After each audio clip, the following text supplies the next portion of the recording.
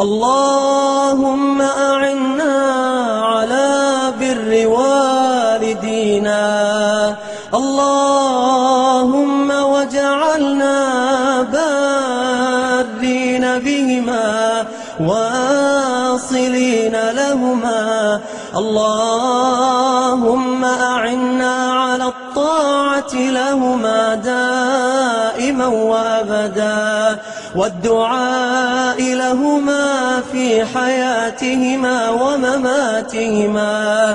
اللهم أطب لهما كلامنا واخفض لهما جناحنا يا رب العالمين. اللهم واجعلنا لوالدينا هينين لينين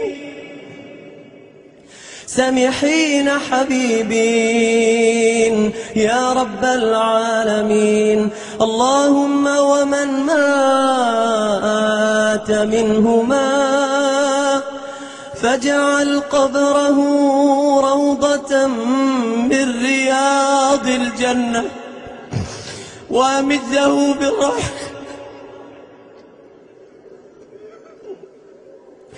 وأمده بالروح والريحان والنور والإيمان يا عزيز يا رحمن يا رب العالمين.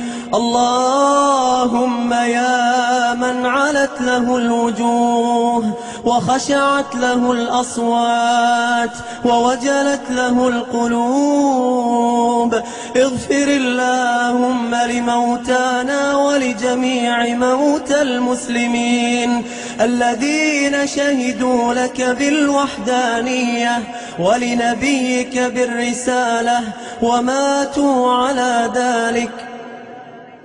اللهم